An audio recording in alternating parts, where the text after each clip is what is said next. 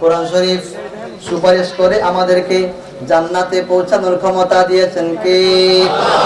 তো কোরআন যদি সুপারিশ করতে পারে, আমার নবী পারেন কি পারেন না? কোরআন তো নবীর কাছে, কোরআন ইত্তেবা করেছেন নবীকে। নবী যেখানে কোরআন, নবী মক্কায় কোরআন, নবী মক্কায় কোরআন, কথা বলবেন।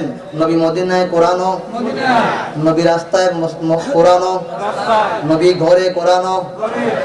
আমার দয়াল নবী যেখানে কোরআন সেখানে কোরআন সুপারিশ করবে আমার আল্লাহ রাব্বুল আলামিনের দরবারে। আল্লাহ, আমি কোরআন আপনার কাছে সুপারিশ করতে চাই।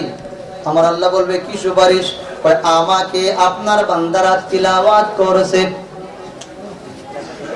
এই বান্দাগুলো যারা তিলাওয়াত করছে, এই তিলাওয়াতকারী বান্দাগুলোর জন্য সুপারিশ করতে চায়। আপনি আল্লাহ তাদেরকে মাফ করে দেন, এই তিলাওয়াতের ওসিলায় আপনি তাদের জান্নাতের ব্যবস্থা করে দেন।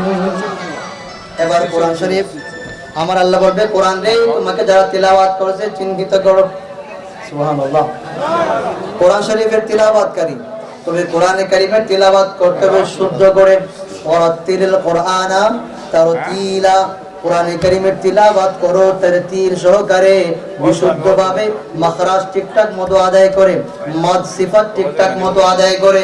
কোরআন বিশুদ্ধ তিলাওয়াত করলে প্রত্যেকটা হরফে অন্য সময় 10টা সওয়াব। আমার নবী ডাক দিয়ে বলে রমজান মাসে 70 থেকে শুরু 700 পর্যন্ত আমার আল্লাহ ঘোষণা করেন 700 সওয়াব। আমার আল্লাহর এই হাদিসের ব্যাখ্যায়, মানে হাদিসে কুদসির ব্যাখ্যায় আমার দয়াল নবীর উম্মত মুহাদ্দিসিনে কেরাম ডাক দিয়ে বলে, আরে আমার আল্লাহ 700 বেশি সংখ্যা বলছে আদিত্য বোঝানোর জন্য, সওয়াব কি দেবে তা তো আমার আল্লাহ বলে নাই। আমার আল্লাহ বলে উম্মতরা উম্মত শুনে নাও, আমি আমার উম্মতদের জন্য সওয়াবের কথা বললাম 700, আসলে 700 না, 700 বলে আদিত্য বুঝিয়েছি। আমার উম্মত, আমার নবীর উম্মত যখন কোরআনে কারীমের তিলাওয়াত পড়বে, সওয়াবের কাজ করবে, একটা সওয়াবের কাজকে একটা ভালো কাজকে উপলব্ধ করে এমন হতে পারে আমি তাদেরকে জান্নাতি বানায়া দেব। আল্লাহুম্মা সাল্লি আলা মুহাম্মাদ ওয়া আলা আলি সাইয়্যিদিনা মুহাম্মদ। নবী আছে কানে শুনি, চোখে দেখলাম না,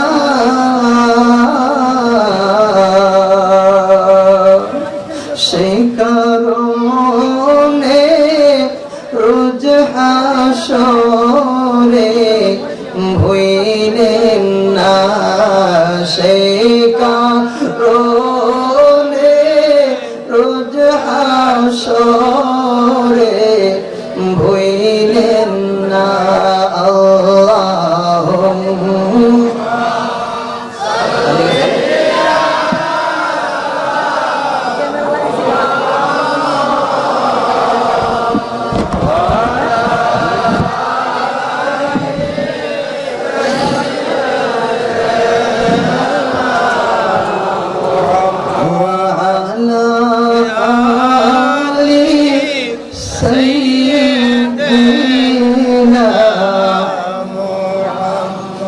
দরুদ শরীফ পড়লে কি ভালো লাগে? অন্তরে কি শান্তি লাগে? এটা ঈমানের পরিচয়। দরুদ শরীফ পড়লে যদি আপনার অন্তরে পরিবর্তন আসে, বুঝবেন যে আপনি মুমিন, আপনার মধ্যে ঈমান রয়েছে। আর দরুদ শরীফ পড়লে যদি খটকা লাগে, এত দরুদ পড়ার দরকার কি?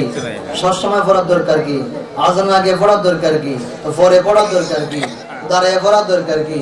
এই জাতীয় খটকা যখন লাগে, বুঝতে হবে ভিতরে ভেজাল আছে। কথা বলেন ঠিক না? আমার ভাইয়েরা, দরুদ শরীফ পড়লে পরে ইমানদারের আত্মায় শান্তি। আমরা যখন ছোট ছিলাম, আমাদের এই চর্চাটা কোথা থেকে আসছে? আমাদের মা বাবারা কুলে নিয়ে, এই চেয়ারম্যান সাহেব ওনারা যখন ছোট বাচ্চারা পালছেন, কুলে নিয়ে মারা, চাচিরা, দাদিরা গুনগুন গুনগুন করে দরুদ শরীফ পড়ছে। কথা ঠিক কিনা? এখনকার বাচ্চাদেরকে কুলে নিয়ে মারা, এক কুলে বাচ্চা আর এক কুলে মোবাইলে স্টার জলসা আসেনি, মোবাইলে আসেনি গুলো, হ্যাঁ সিনেমা আসেনি, হিন্দি গান আসেনি, জোরে গান আসেনি, যাত্রা আসেনি, নাটক আসেনি, টিকটক আসেনি। টিকটক আসে না, টিকটক তো খাইয়ে নিয়েছে তুমি না, কথা বলেন ঠিক কিনা? তো যেই মা বাচ্চাকে কোলে নিয়ে এই গান গুনগুন শোনা মন্দির গান শোনাবে, এই বাচ্চার ভিতরে তো নবী প্রেম ঢুকবে না রে বাবা। আমার রসুল বলেছেন সন্তান জন্ম নেওয়ার পরে তুমি খাবার দিবা, পোশাক দিবা, লেখাপড়া করাবা, চিকিৎসা করবা, এটা যেমন জরুরি তার চাইতে বেশি জরুরি তুমি তাকে তোমার নবী প্রেম শিক্ষা দিবা। জোরে বলেন সুবহানাল্লাহ। এরপরে নবীর আওলাদে প্রেম শিক্ষা দিবা। লাস্টলি তুমি কোরআনে কারিমের তিলাওয়াত শিক্ষা দিবা।